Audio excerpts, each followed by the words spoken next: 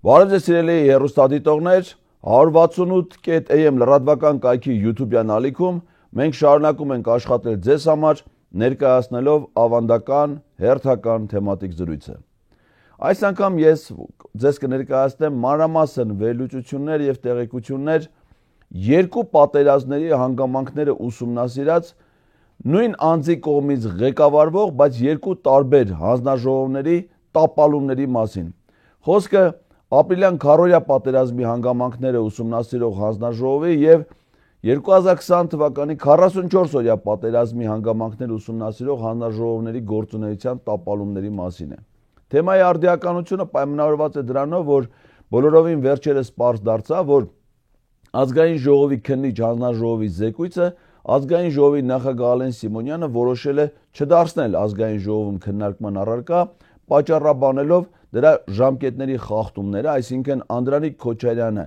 եւ նրա գլխավորությամբ հանձնաժողովը տապալել է սահմանված ժամկետներում զեկույցի ներկայացումը եւ Ալեն Սիմոնյանը դա պատճառաբանելով այն չի ներկայացնում ազգային ժողովի քննարկմանը եւ որոշում է կայացնել արխիվավորել այդ փաստաթղթերը։ Ընդ որում հաշվի առնելով, որ այդ փաստաթղթերի մի մասը առնչվում են ռազմական, գաղտնի եւ ծառայողական տեղեկություններին, դրանք ըստ էության արխիվավորված են հանրության համար գաղտնի հանգամանքներում եւ միայն սահմանափակ թվով մարդիկ կարող են դրանց բովանդակությանը առհասարակ ծանոթանալ։ Այս ամենը ներկայացվում է իբրև կոնֆլիկտ Ալեն Սիմոնյանի եւ Անդրանիկ Քոչարյանի միջեւ։ Անդրանիկ Քոչարյանը իբր թե ցանկանում էր, որ այդ զեկույցը քննարկվի, Ալեն Սիմոնյանն էլ այդ պատճառաբանություն ներկայացնելով դա չի ներկայացնում, բայց իրականում կարծում ենք պատճառները սկզբունքորեն այլ են, որովհետև այդ պատերազմի հանգամանքները խորհրդանում քննարկելը այլևս չունի արդիականություն այս իշխանությունների համար, առավել ևս դա կարող է տհաճ հնչեղություն ունենալ ադրբեջանցի նրանց ղեկավարների ականջներին, որովհետև պատերազմի հանգամանքները նշանակում է պարզել, թե ինչու է հայկական կողմը պարտվել այդ պատերազմում, ինչ գործոններ են եղել, այսինքն թերությունները պետքա միտված լինեին այն բանին, որ տաներ դեպի գործողությունները հաղթանակի։ Իսկ ում հաղթել? Ադրբեջանին? Իհարկե դա ոչ ոք չէր կարող հանդուրժել Ադրբեջանում նման քննարկումներ Հայաստանի ազգային ժողովում։ Եվ այս պատճառաբանություններով ըստ էության տապալվեց այս հանձնաժողովի գործունեությունը։ Հիմա ես, որպեսզի պարզ լինի մեր հեռուստադիտողների համար, նախ ասեմ, որ ազգային ժողովում գոյություն ունեն մշտական հանձնաժողովներ, որոնք գործում են ամբողջ գումարման ընթացքում, եւ ազգային ժողովի կանոնակարգը, մասնավորապես 7-րդ գլուխը ամբողջությամբ դրան է նվիրված, նախատեսում է նաեւ քննիչ հանձնաժողովների ձևավորումը։ Ընդհանրապես քննիչ հանձնաժողովները դրանք իրավունքի ուժով են ձևավորվում, եթե падգամավորների 1/4-ը, իսկ պաշտպանության եւ անվտանգության խնդիրների վերաբերյալ 1/3-ը նախաձեռնում են որևէ հարցի ուսումնասիրություն։ Հիմնականում քննիչ հանձնաժողովները դրանք ընդդիմության գործիքներ են խորհրդանում, այսինքն որևէ իշխանական գործունեության, կառավարության գործունեության առանձին հարցեր ուսումնասիրելու համար են ստեղծվում, որպեսզի հանրությանը հետաքրող փաստերի հայտ բերեն եւ դրանք դարձնեն ազգային ժողովում քննության առարկա։ Մի առանձնահատկություն կա, որ պաշտպանության եւ անվտանգության հարցերի դեպքում քննիչ հանձնաժողովը պետք է համընկնի պաշտպանության եւ անվտանգության հարցերի մշտական հանձնաժողովի հետ, այսինքն քննությունը պետք է իրականացվի այդ հանձնաժողովում, այդ հանձնաժողովի նախագահի մասնակցությամբ եւ պատահական չի, որ եւ ապրիլյան քարոզիա պատերազմի հանգամանքների ուսումնասիրությունը եւ 20 թվականի 44-օրյա պատերազմի հանգամանքների ուսումնասիրությունը վերապահված էր ազգային ժողովի պաշտպանության եւ անվտանգության հարցերի հանձնաժողովին եւ դրա նախագահ Անդրանիկ Քոչարյանին, որը այդ հանձնաժողովը ղեկավարել է եւ 7-րդ գումարման ազգային ժողովում եւ ներկայիս 8-րդ գումարման ազգային ժողովում։ Քննիչ հանձնաժողովը դա ստեղծվում է ուրեմն նախաձեռնողների կողմից, նախաձեռնողները տալիս են, թե ինչ թեմաներ, հարցերին շրջանակ պետքա ուսումնասիրվի, ով պետք է լինի հանձնաժողովի նախագահը, բացառությամբ այն դեպքում, որ դա պարզ է, որ պետք է լինի պաշտպանության հարցերի հանձնաժողովը եւ ինչ լիազորությունների ժամկետով է ստեղծվում։ Ազգային ժողովի կանոնակարգը ժամկետի իմաստով տալիս է առավելագույն չափը եւ որպես կանոն, այսինքն տրամաբանությունը հուշում է, որ դա պետք է լինի մինչեւ 6 ամսվա ժամկետում, այսինքն ստեղծում է հանձնաժողով ու պարտադիր չի, որ հենց 6 ամիս լինի։ Կարա 1 ամսում էլ հանձնաժողովը ավարտի իր աշխատանքները եւ իր զեկույցը ներկայացնի ազգային ժողովին։ Հնարավոր է 2 ամսում։ Այսինքն ժամկետը առավելագույն դա 6 ամիս է, բայց բացառիկ դեպքերում, եթե հանրաժողովի աշխատանքի ծավալները մեծ են եւ այլն, օրենքը թույլ տալիս է, որպեսզի ազգային ժողովը քննիչ հանրաժողովի ժամկետը երկարացնի 2 անգամ 6 ամսա ժամկետով, այսինքն ըստ էության 1.5 տարին դա առավելագույն ժամկետն է ցանկացած քննիչ հանրաժողովի գործունեության։ Բայց նորից եմ կրկնում, դա պետք է լինի բացառիկ դեպքերում։ Եթե ի սկզբանե հանրաժողովը ստեղծում քննիչ, ապա ստեղծողներն էլ հանրաժողովի նախագահն էլ պիտի հասկանան, որ իրանց պաշտոնավարման օրենքով սահմանված հիմնական տրամաբանական ժամկետը 6 ամիս է եւ իրենց աշխատանքները պետք է կազմակերպեն այնպես, այնպիսի գրաֆիկով, այնպիսի ինտենսիվությամբ, որպեսզի 6 ամիս հետո արդեն նրանք պատրաստի զեկույցը ներկայացնեն ազգային ժողովին, հետեւաբար դա դառնա քննարկման առարկա եւ դառնա ողջ հանրության սեփականությունը։ Մարդիկ իմանան հանրաժողովի քննության առարկա օբյեկտը, այսինքն հարաբերությունները ինչպիսի վիճակում են գտնվում։ Հիմա քննիչ հանրաժողովի դեպ երբ որ ունենում է զեկույց, դա գրավոր փաստաթուղթ է, որը հրապարակային պետք է լինի։ Հիմա օրինակ այս պատերազմի հանգամանքների զեկույցի մի զգալի մաս ասում են դա գաղտնի է, որովհետև առնչվում է ռազմական գաղտնիքին, պետական գաղտնիքին, ծառայողական։ Այդպիսի հարցերը իհարկե կան գաղտնի տեղեկություններ, որոնք որ փակ պետք է լինեն եւ միայն ծառայողական գործածություն պետք է ունենան, բայց դա չպետք է վերաբերվի ազգային ժողովին, քննիչ հանձնաժողովին, որովհետև ազգային ժողովում քննության առարկա պետք է դառնան միայն այն հարաբերությունները, որոնք բաց են հասարակության առաջ, որովհետև քննիչ հանձնաժողովի գործունեության իմաստը հանրությանը տեղեկություններ տրամադրելն է։ Այն ինչ որ վերաբերում է գաղտնիքին, այն ինչ որ վերաբերում է քրեական գործերին, ենթադրյալ հանցանքներին, դրա տեղը խոհազգային ժողովը չի։ Դրա տեղը իր վարույթ իրականացնող մարմիններն են, որոնք սենց թե նենց աշխատում են գաղտնի ռեժիմով, վարույթ իրականացնող մարմին ինքնավորոշում տեղեկությունների, որ մասը հրապարակի, որը չհրապարակի, անգամ պետական գաղտնիք պարունակող տեղեկությունների դատավարություններն են անցկացվում փակ ռեժիմով, բայց դա ազգային ժողովին ոչ մի պարագայում չի վերաբերում, այսինքն եթե ազգային ժողովը որոշել է պարզել, թե ինչ հանգամանքներում է առաջացել ապրիլյան քառօրյա պատերազմը, ապա կամ 44 օրյա պատերազմը ինչ գործոններ են եղել, ապա դրանք պետք է միայն բաց լինեն, որովհետև դրանց նպատակը հանձնաժողովի ստեղծելու հանրությանը այդ տեղեկությունները տալն է, ոչ թե Անդրանիկ Քոչարյանին կամ սահմանափակ թվով մարդկան։ Ցանկացած պաշտոնյա, այդ թվում Անդրանիկ Քոչարյանը կամ ազգային ժողովի падգամավորները կարող են առանց քննիչ հանձնաժողով ստեղծելու, որպես պաշտոնատար անձ հարցումներ անեն, եթե իրենք գաղտնի տեղեկությունների հետ աշխատելու իրավասություններ ունեն, ստանան նաև գաղտնի տեղեկություններ, պետական այլ մարմինների հետ շփումներ ունենան, բայց դա քննիչ հանձնաժողովի հետ ի՞նչ կապ ունի։ Քննիչ հանձնաժողովի խնդիրը հանրությանը տեղեկություններ տալն է, հետեւաբար որևէ գաղտնիք կապել քննիչ հանձնաժողովի գործնեության գաղափարի հետ դա անտրամաբանական է։ Ու նաև գաղափարական իմաստով ինչն է ստե կարևոր, ինչի է սահմանվում ընդդիմության հիմնական գործիքը, որովհետև ընդդիմությունը պետք է դրանով իշխանությանը վերահսկի։ Օրինակ, երբ որ 19 թվականին ստեղծվեց քառօրյա պատերազմի հանգամանքներ ուսումնասիրող հանձնաժողով, դե տեսեք որոշակի տրամաբանություն կար, այսինքն պատերազմական գործողությունները քառօրյա ծավալվել են նախորդ իշխանությունների պաշտոնավարման շրջանում, հիմա եկել են այլ ուժեր, որոնք ուզում են քննեն։ Արդյոք նրանց գործունեությունը արդյունավետ է թե չէ, այսինքն այստեղ հակակշիռներ պետք է լինեն։ Հնարավոր չի դու ինքդ վերահսկես, ինքդ գնահատական տաս, արդյոք քո գործունեությունը արդյունավետ է թե չէ։ Այսինքն դժվար է պատկերացնել օբյեկտիվ քաղաքական քննություն նույն քաղաքական թիմի ներկայացուցիչների կողմից, ասենք օրինակ Անդրանիկ Քոչարյանը գնահատական տա Նիկոլ Փաշինյանի որոշումներին դրա քաղաքական իհարկե դա հնարավոր չի որևէ տրամաբանության, անգամ եթե օրենքի ուժով հանձնաժողովը պետք է ղեկավարի իշխող ուժի ներկայացուցիչը, այնտեղ հանձնաժողովի ներկայացվածությունը, այլ մարդկանց ներգրավվածությունը, որոշումների կայացման հիմնական դերակատարը պետք է լինեն ընդդիմադիր գործիչները, որպեսզի իր ֆունկցիոնալ իմաստը դրանով պահպանվի։ Եվ դրանով պայմանավորված, այսինքն երբ որ հանձնաժողովը ներկայացնում է իր զեկույցը, քննարկվում է հարցեր, պատասխաններ, այսինքն գրավոր փաստաթուղթը ներկայացնելուց բացի ազգային ժողովում մեկ ամսյա ժամկետում, երբ որ դա ներկայացում ազգային ժողովի նախագահին, Պետք է ազգային ժողովի նիստում դա քննարկվի, զեկույց, հարակից զեկույց, եթե կան հատուկ կարծիք ներկայացրած падգամավորներ, նրանք իրենց հատուկ կարծիքները պետք է ներկայացնեն, մտքերի փոխանակություն, հարց ու պատասխան, ելույթներ եւ դրանով իսկ հասարակությունը արդեն ամբողջական պատկերացում ունենում, այսինքն մեզանից յուրաքանչյուրը ունենում է իր ձեռքի տակ հրապարակված գրավոր զեկույց եւ այդ զեկույցի շուրջ քննարկումներ։ Դրանով թեման ավարտվում է։ Բայց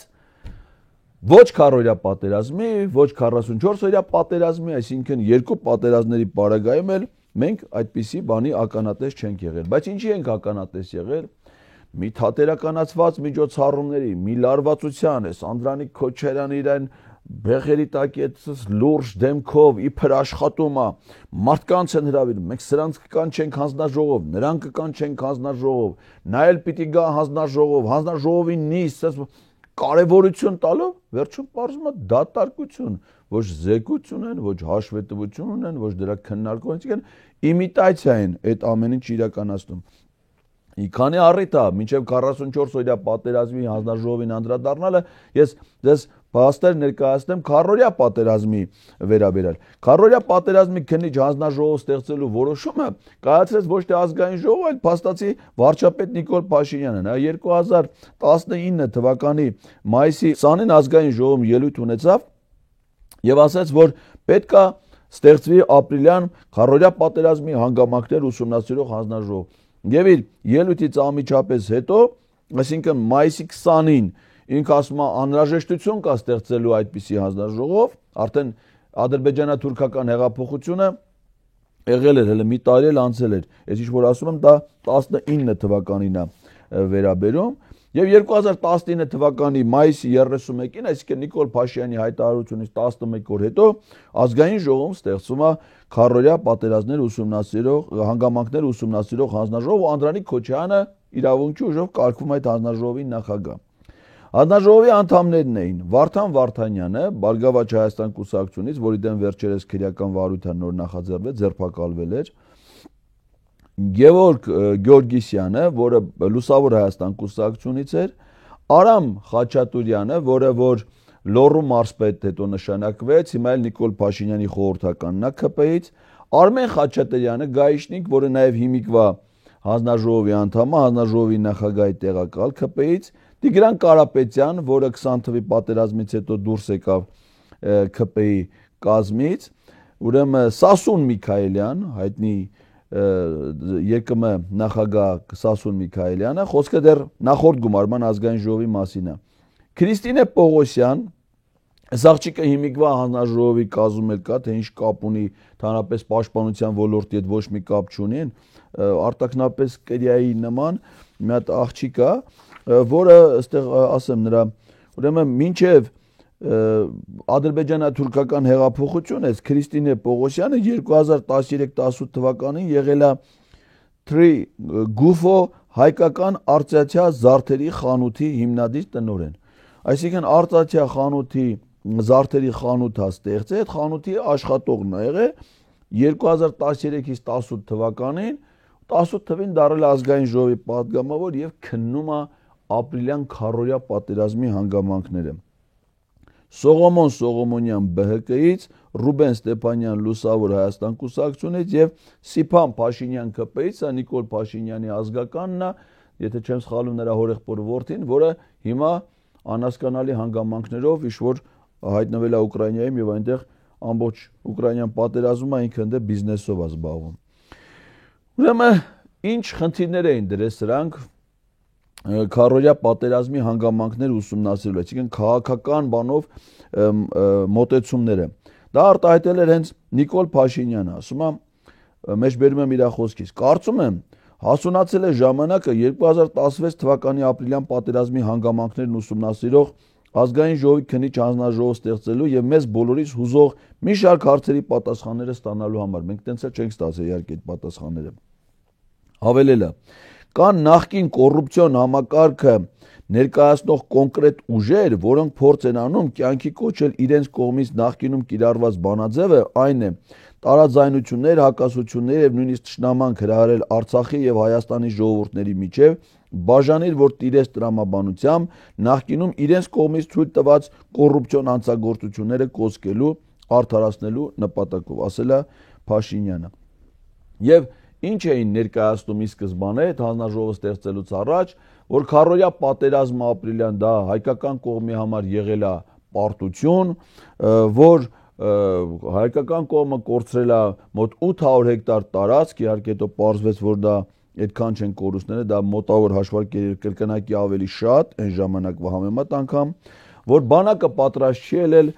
պատերազմին, որ մեր զինվորները բահերով են կռվել, որ վառելիքի փոխարեն տանկերի մեջ ջուր է լցված եղել, որ Յուրի Խաչատուրովը զինված ուժերի գլխավոր շտաբի պետը այդ պատերազմը դիմավորել է բիլիարդ խաղալուց, տենց անտարբեր է եղել այդ պատերազմը, տենց հիմար թեզեր էին ներկայացնում եւ հետագայում ինչ պարզվեց այս հանձնաժողովի աշխատանքի արդյունքում, այդ մասին նաեւ ասել է Գևորգ Գյորգիսյանը իր հարցազրույցներից մեկում, որ ըստ էության ամեն ինչն էլ հերքվել է, այսինքն պարզվեց, որ գեներալ գնդապետ Խաչատուրովը եղել է հրամանատարաշտաբային կետում, ինքը ամբողջությամբ ղեկավարել է մարտական գործողությունները եւ ինքն է մեկնել Մոսկվա եւ Ադրբեջանի զինված ուժերի գլխավոր շտաբի պետի հետ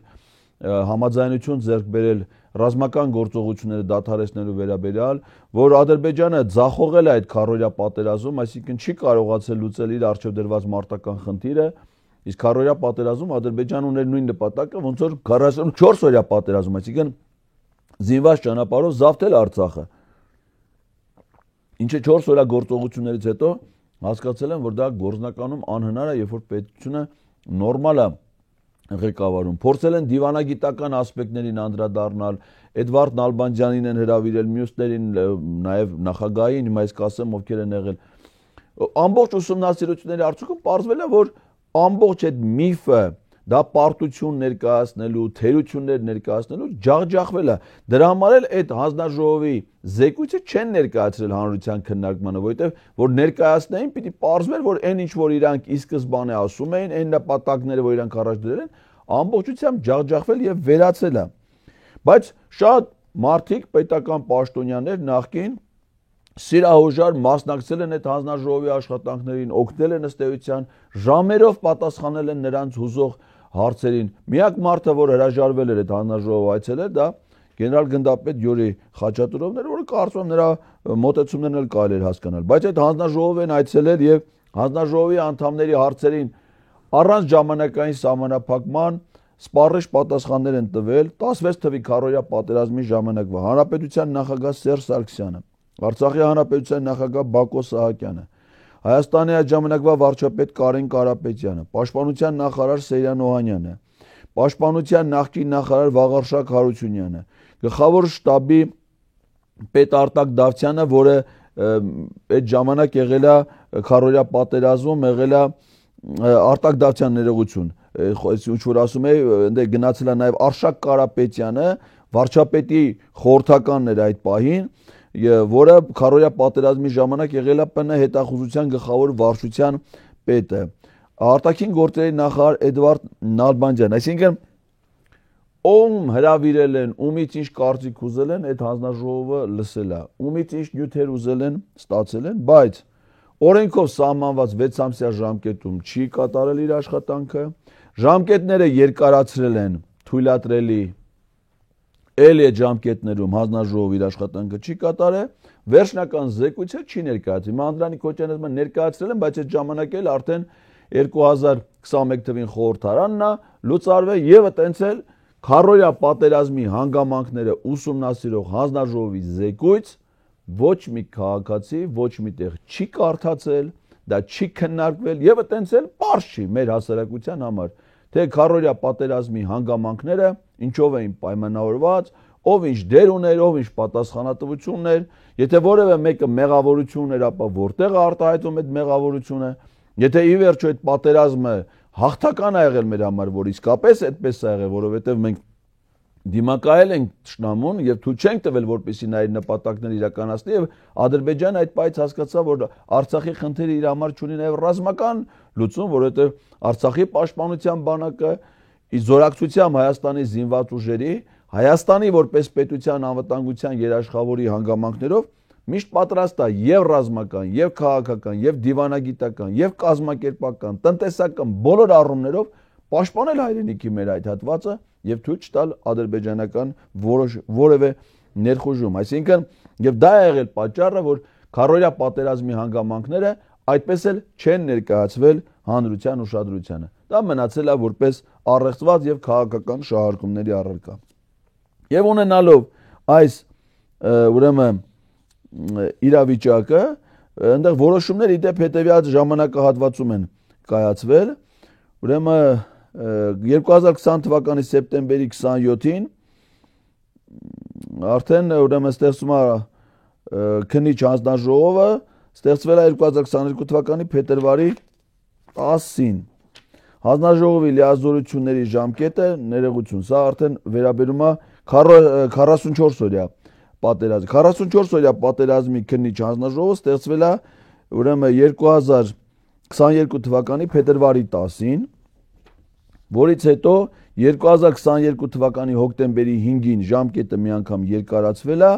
եւ մի անգամ էլ երկարացվել է 2023 թվականի մայիսի 3-ին։ Այսինքն օրենքով սահմանված հնարավոր ամբողջ ժամկետը ավարտվել է 2023 թվականի նոյեմբերին։ Հիմա 2025 թվականի հոկտեմբերն, այսինքն Անդրանիկ Քոչարյանը այդ հանձնաժողովի զեկույցը ազգային ժողովի նախագահին ներկայացրել է օրենքով սահմանված ժամկետից թույլատրելի բոլոր հնարավոր ժամկետներից 2 տարի ուշացումով։ Այսինքն հարցը չի առաջանում։ Այս ինչա դրա գործի անունը, ինչով են իրանք զբաղվում։ Երբ որ կարելի է, ես ամենայն պատասխանատվությամբ, եթե նորմալ այդ հանձնաժողովի աշխատանքները կազմակերպվել առանց քաղաքական շոուներ սարքելու, առանց իր այդ մեծամիտ ինքնահավան դատարկ ինքնավստահությունը տես ցուցադրական ներկա գլուխը կախ, որպեսզի այդ հանձնաժողովի իր գործունեությունը ծավալեր, 6 ամիսը լրիվ բավարար։ Ինչ ա եղել 6 ամիսը քիչ ժամանակ չի ազգային մանավանդ ինչա դրանց գործի անունը ոչ նորմալ նիստեր են անում, ոչ օրենքներ են քննարկում, ոչ ուրիշ գործունեությամբ են զբաղվում։ Պարապությունից չգիտեն ինչ անեն, օրը մի կաֆե են բացում ազգային ժողովի տարածքում իրաց պարապությունը լցնելու համար, առավոտից ցիրիկ ունեն ճաշանում վեր են գալ։ Գլուխները կախելը թեկուզ մարդ հրավիրեն, տեղեկություններ ուզեն։ Մի շաբաթ է պետք ասեք թե մարդկանց գրաֆիկով դնում ես կանչում ես ամեն օր աշխատեք, ինչ ա եղել, բայց ձեր գործը ամեն օր 9-ից 6-ը առնվազն աշխատելն է, ամեն օր հանձնաժողովի նիստեր արեք, հրավիրեք մարդկանց քննարկեք, մի ամսում 6 ամիսը խո քիչ ժամկետ չի։ 6 ամսում հերիք չեն արել, 2 անգամ ժամկետը երկարացրել են, սարքել են տարուկես, այդ տարուկեսում է չեն արել։ Դրանից հետո եւս 2 Անդրանիկ Քոչարյանը իրան դրե ես իմում տեղ, այսինքն ինքը օրենք, սահմանադրական օրենք, բան չկա, ինքը իր խելքի կտրածով, խելքը որ ասես գլխի մեջ գոնե այսքան խելք կա, կասես էլ այսքան խելքով առաջնորդվում, պարզվում է այդ էլ չկա։ Ու խախտումներով ժամկետը, բայց վերածում է դա մի հատ մեծ շոուի առավոտից ցիրիկում մարդիկ քննարկում են, այս հանձնաժողովը էս եղավ են եղավ։ Այս նոր հանձնաժողովի կազմում ուրեմն որում ասեմ, որ այս 8-րդ գումարման ազգային ժողովում օրենքի պահանջ էր, որ հանձնաժողովի նախագահի տեղակալը պետք է լինի ընդդիմադիր խմբակցությունից եւ Արթուր Ղազենյանի տեխնացություններ առաջադրվել, որպեսզի ընտրվեր պաշտպանության եւ անվտանգության հարցերի հանձնաժողովի նախագահի տեղակալ։ 15 անգամ Արթուր Ղազենյանի տեխնացությունը քննարկվել է ու չեն ընտրում։ Չենք ուզում, չենք։ Դրանից հետո դրեցին ազգային ժողովի կանոնակարգ օրենքը փոխեցին, Գայշնիկ Արմենին ընտրեցին հանձնաժողովի նախագահի տեղակալ։ Այսինքն այդ հանձնաժողովում եւ նախագահն է, ԿՊ-ից եւ նախագահի տեղակալը։ Հանձնաժողովի կազմում էին այդ 44-օրյա պատերազմի Տիգրան Աբրահամյանը, պատիվ ունեմի, Վահագ Ալեքսանյանը, ԿՊ-ից, որը նաեւ ԿՊ-ի վարչության նախագահի տեղակալն է, Նիկոլ Փաշինյանի տեղակալն է ԿՊ-ում, Հայաստան խմբակցությունից 3 հոգի են, Արգիշտի Գևորգյան, Աննա Գրիգորյան եւ Գեգամ Մանուկյան, իսկ ԿՊ-ից են նաեւ այդ հանձնաժողովի կազմում այդ Գայշնիկ Արմեն Խաչատրյանը, հանձնաժողովի նախագահի տեղակալ, Գուրգեն Մելքոնյանը, այդ են որ պաշտպանության փոխնախարարը, սրանք Գագոել են ասում կարծեմ, Տիլի Գագո։ Եվ այդ արցախյա զարդեր ծախող այդ աղջիկը Քրիստինե Պողոսյանը ու շիշ բռնող Հայկ Սարգսյանը։ Սրանք ԿՊ-ի հանձնաժողովի կողմից անդամներ են, բայց այդ հանձնաժողովի աշխատանքներին, որ տեսանյութերում կամ լուսանկարներում նայում ենք, նաև հրավիրված որպես փորձագետ կամ բոլոր նիստերին մասնակցող դեմքեր գոյություն ունեն լրիվ ոչ միայն անհասկանալի, այլև կասկածելի։ Ասենք օրինակ այն Վիլեն Գաբրելյանը, որը հետո պատգամավորական մանդատը վայր դրեց Գյումրիում իր խուլիգանական պահվածքից հետո, էսի պիտի քններ 44-օրյա պատերազմի հանգամանքները։ Արծրուն Հովհաննիսյանը, որը այդ 44-օրյա պատերազմի պատերազմական հանցագործներից մեկն է, որովհետև չունենալով անհրաժեշտ իրավական կարգավիճակ հանդես էր գալիս որպես պաշտպանության նախարարության ներկայացուցիչ եւ ամբողջ պատերազմի լրահոսը, որը իդեպ պարզվեց ամբողջությամբ առաջի օրվանից մինչև նոյեմբերի 9 կառուցված այլ է ստի, կեղծիքի, մեր ժողովրդին մոլորեցնելու, տեղեկատվական քաղաքականությունը իօքու թշնամու վարելու գործի պատասխանատուն, եկել այդ ժամանակաշրջանում հանդիսանում էր այդ հանձնաժողովի փորձագետ Արծրուն Հովհաննիսյանը փորձագետ եւ մշտապես ներգրաված է հանձնաժողովի աշխատանքներում։ Կամ մի հատ երիտասարդ կա, անհասկանալի Դավիթ Սանասարյան, որ բոլոր շարժումներին էլ, չգիտեմ, ուզում է էլեկտրիկ Երևանը լինչել այդ դրսի փողերով ֆինանսավորված մեկը կասկածելի, ինքը անհասկանալի, որ իշխանությունից հետո դարձել էր պետական վերահսկողական ծառայության պետ, կոռուպցիոն սկանդալով պաշտոնազրկվեց, քրեական գործեր հարուցվեց, վերջերս դատանը արդարացման որոշում կայացրեց դրա վերաբերյալ, բայց հայտնվել է այդ հանձնաժողովի, որ ասես ոչ զինվորական է, ոչ զինվորական գործի հետ կապ ունի, ոչ պատերազմի մասնակից է, ոչ խելքը հասնում է, ոչ փորձառություն ունի, ոչ կուսակցություն է, եսի մինչա, այսի ով է ինքը, ինչ գործ ունի, նա մասնակցի պատերազմի հանգամանքներ ուսումնասիրող հանձնաժողովի աշխատանքներին։ Այնտեղ հանձնաժողովի աշխատանքներում կային նաև զոհված զինծառայողի ծնող, թե ծնողներ, չգիտեմ, քանի հոգի են, բայց էլի ասեք, սկզբունքը ո՞րն է, ինչ սկզբունքով է ընտրված, օրինակ Որդիների կանչ հասարակական կազմակերպության ոչ մի ներկայացուցիչ դրան չի հրավիրվել, չի մասնակցել, երբ որ նրանց մեջ կային նաև զինվորական գործից քաջատեղյակ մարդիկ։ Ուրեմն այս հանձնաժողովի աշխատանքներին էլի ում կանչել են, ներկայացել են, բայց մի մասը վերածել են շոուների, ասենք ցուցադրական ելույթներ, դա հատկապես վերաբերում էր Նիկոլ Փաշինյանին եւ Դավիթ Տոնոյանին։ Օրինակ, երբ որ Նիկոլ Փաշինյանը հրավիրվեց այդ հանձնաժողովում ելույթ ունենալու, ուրեմն գրավոր թղթերը տարել, նստել ժամերով կարդում, պատերազմի հետ բացարձակապես ոչ մի կապ չունեցող ելույթ, բանակցային գործընթացի պատմություն է ներկայացնում, փորձում է մեղադրել, ոնց որ հիմա է անում նախկին նախագահների, այն դեպքում, երբ որ ինքը արդեն 2.5 տարի պաշտոնավարել էր մինչև պատերազմը սկսել է, ինքը վարչապետ ընտրվել 18 թվականի մայիսին, պատերազմը սկսվել է 2020 թվականի սեպտեմբերին, արդեն 2.5 տարի ինքը վարչապետ էր, բանակցողը ինքն էր, ինքը հայտարարել է, որ բանակցությունները սկսում է իր սեփական զրոյական կետից, որ կապ չունի, թե ինչա բանակցել Սերժ Սարգսյանը, դրանից առաջ Ռոբերտ Քոչյանը, դրանից առաջ Լևոն Տեր-Պետրոսյանը, ինքը իր սկզբունքներն ունի, իր մոտեցումներն ունի, իր սկզբունքներն ու մոտեցումները արտացոլված էին կառավարության գործունեության ծրագրում, 2018 թվականի գործունեության ծրագրում, այնուհետև 2021 թվականի գործունեության ծրագրում 21-26 թվի, դրանց բացարձակապես ինքը իր խոսքին, իր հայտարարություններին, իր քաղաքական չի խոսում։ Շոուի վերածած ժամերով ելույթ է ունենում, հարց ու պատասխան, նույն ձևի հանձնաժողով են հրավիրում Դավիթ Տոնոյանին, որը այդ ժամանակ գտնվում էր կալանավայրում, հատուկ որոշում է կայացվում, որ Դավիթ Տոնոյանը պետք է գա հանձնաժողովի նիստի, հələ արանքում է գնացել էր տուն իր մայրիկին տեսակցության այդ կալանատան պետին դրա համար պաշտոնից իբր այդ պատճառով ազատեցին աշխատանք, Դավիթ Տոնոյանը բանտից եկել նստել ազգային ժողովում, լոլոներ է կարդում, ասենք,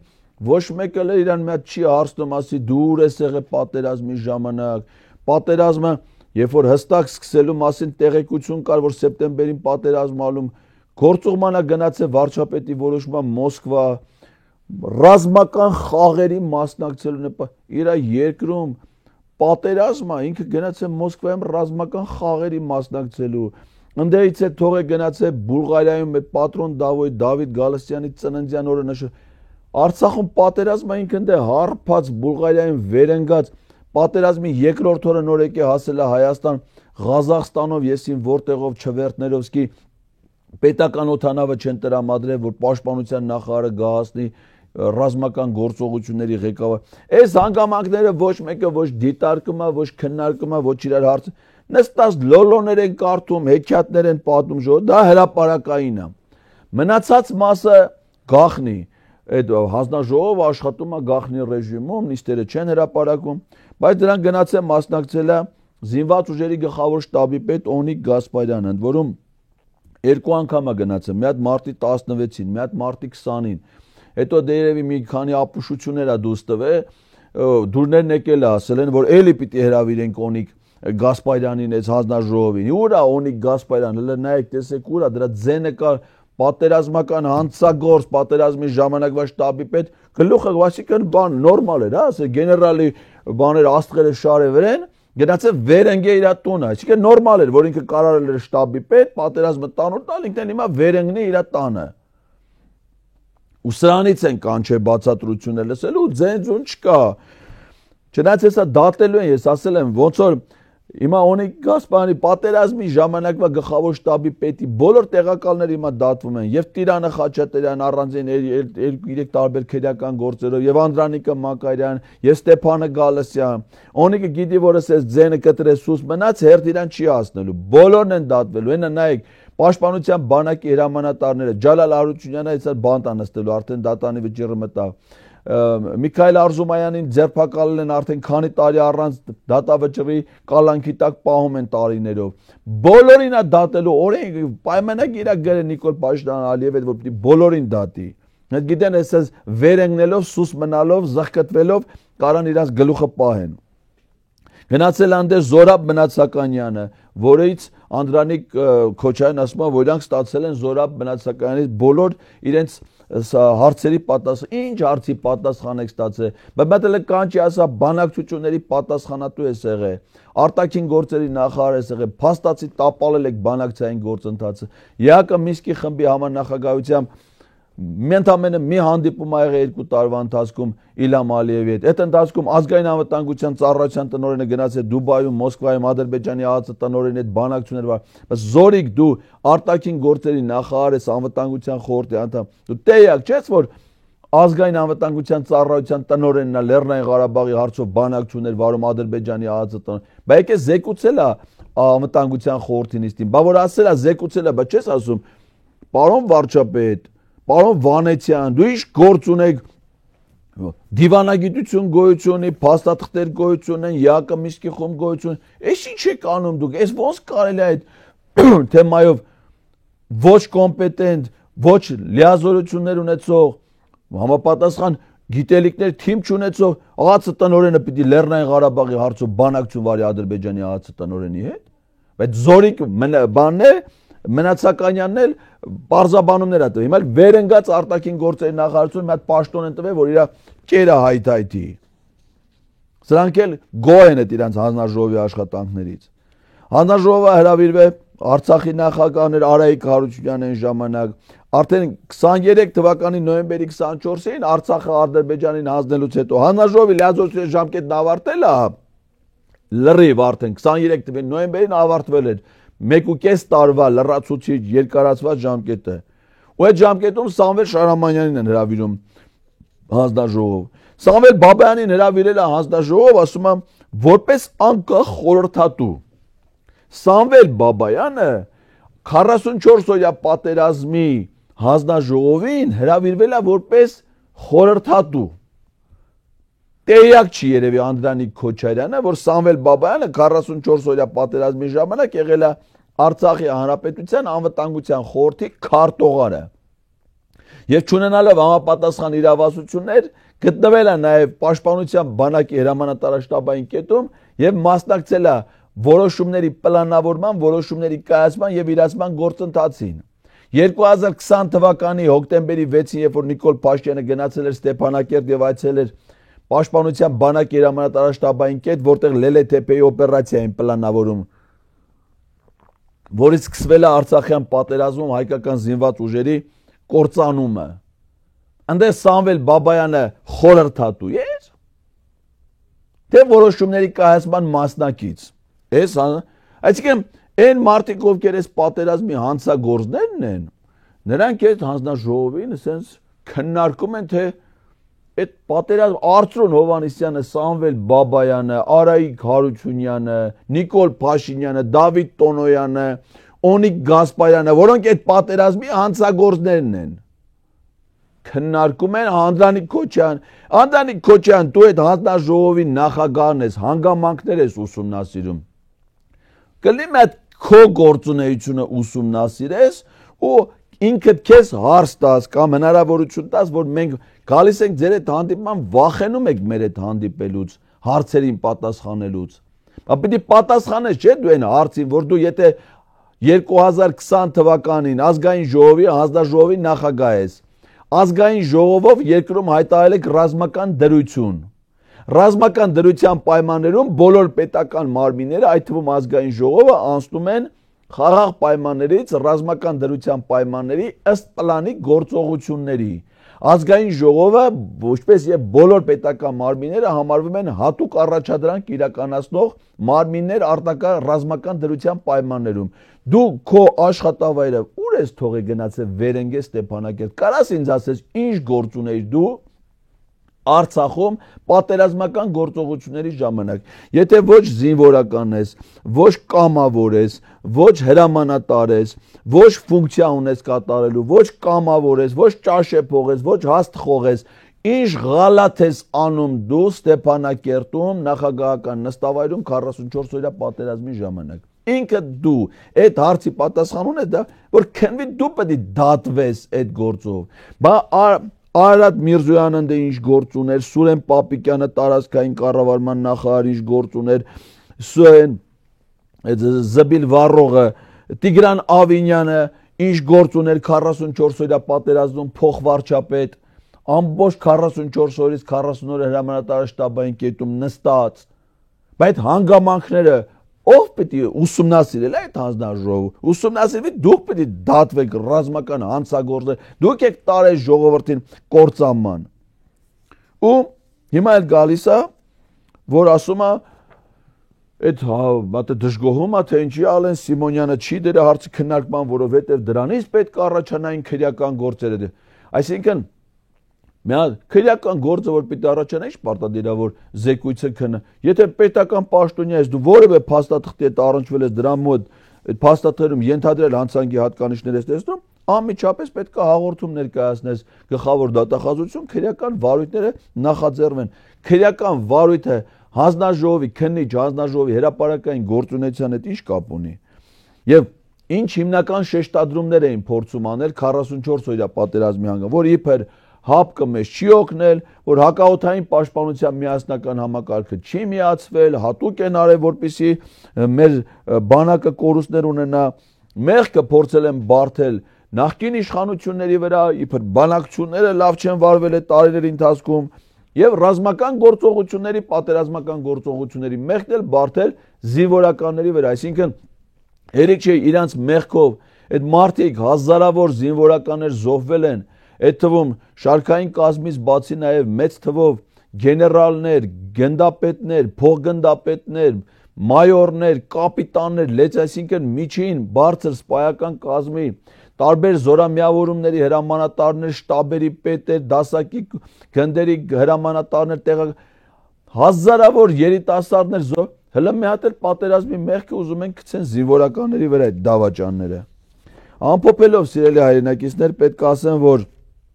մենք այսօր ունենք փաստ, որ ինչպես 44-օրյա պատերազմի, այնպես էլ քառօրյա պատերազմի հանգամանքները ուսումնասիրելու նպատակով ստեղծվել են քննիչ հանձնաժողովներ, երկուսն էլ գլխավորել Անդրանիկ Քոչարյանը, երկուսն էլ տապալվել են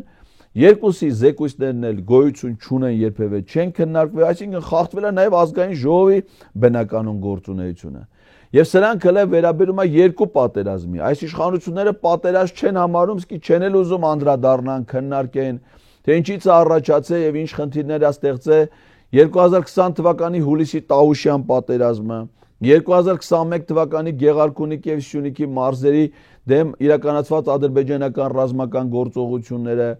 Շորժայի ուղղությամբ, Իշխանասարի Սև լճի ուղղությամբ, 2022 թվականի Ջերմուկի պատերազմը սրանք պատերազմ չեն համարում, իսկ քննության առարկա չեն դարձնում, 2023 թվականի սեպտեմբերին Արցախի վրա ադրբեջանական ագրեսիան, ցեղասպանությունը, բռնի տեղանությունը պատերազմ չի, իսկ չի էլ ուսումնասիրվում դրա հանգամանքները, հետևանքները։ Ու փաստացի իրար միթոմ իրանք էլ հələ մի հատ էլ իրանք իրար են մեղադրում, հələ այսքանի մեջ Անդրանիկ Քոչյանը իբր Ալենից է դժգո, Ալենն էլ իբր Անդրանիկ Քոչյանից է դժգո, երբ որ փաստացի կազմակերպված ընդամենը չեն ուզում այս ամեն ինչը դարձնեն քննարկան առարկա։ Ալեն Սիմոնյանը որ մեղադրում է Անդրանիկ Քոչյանին, որ ժամկետներ է խախտվել, բայց ժամկետները ով պիտի վերահսկեր պարոն ազգային ժողովի նախագահ, եթե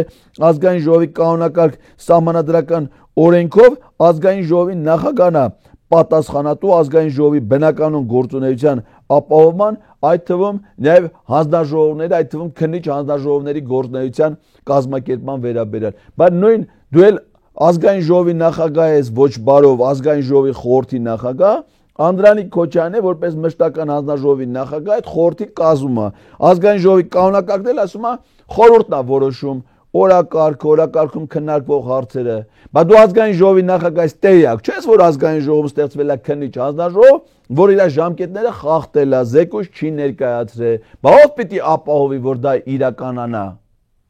2 տարի բոլոր հնարավոր թույլատրելի ժամկետները խախտելուց հետո նոր հիշում եք, որ այդ հանձնաժողովը գոյությունի զեկույց պիտի մի հատ էլ իրար մեղադրելով։ Իրականում այս ուսումնասիրելով փաստերը հասկացել են իրանք շատ լավ, որ այս պատերազմի իրական մեղավորն ու հանցագործները հենց իրենք են, դրա համար չեն ուզում այդ պատերազմի հանգամանքների որևէ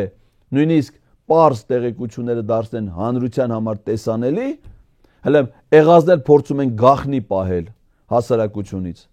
եւ նաեւ տապալել են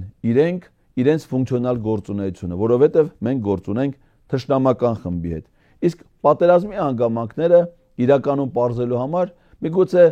պետք է չի, որ ամեն անգամ ստեղծվի ազգային ժողովում հանձնաժողով։ Այս խնդիրները առաջին հերթին իրավապահ մարմինների քննության առարկա պետք է դառնան։ Ազգային ժողովում կարա նաև հանձնաժողով չստեղծվի, բայց ցանկացած հանցագործություն, այդ թվում պատերազմական հանցագործությունները պետք է քննության առարկա դառնան առաջին հերթին իրավապահ մարմիններում։ Իսկ դա հնարավոր կլինի միայն իշխանափոխությունից հետո։ Եվ այս խայտառակ վարչախմբին, դավաճանախմբին իշխանությունից հեռացնելուց հետո ես ձեզ վստահեցնում եմ, սիրելի հայրենակիցներ, որ մեզ շատ հարուստ տեղեկություններ են սպասվում պարզելու համար, թե ինչ հանգամանքներում են առաջացել այս պատերազմները, եւ խոսքի 2020 եւ դրանից հաջորդող պատերազմների մասին է, եւ այս հանցախմբի յուրաքանչյուր անդամ ինչ անձնական ներդրում է ունեցել մեր ժողովրդին, տառապանքներ, ողբերգություն, կորուստներ եւ պետականությանը սպառնացող վտանգներ պարգևելու իմաստով։ Այսքանը այս թեմայի վերաբերյալ, բաժանորդագրվեք 168.am-ի YouTube-յան ալիքին, հավանեք եւ տարածեք այս տեսանյութը, թողեք ձեր մեկնաբանությունները եւ հետևեք 168-ի բոլոր թողարկումներին, մեզ սպասեք հաջորդ շաբաթ 168-ի եթերում երեկոյան ժամը 22:45։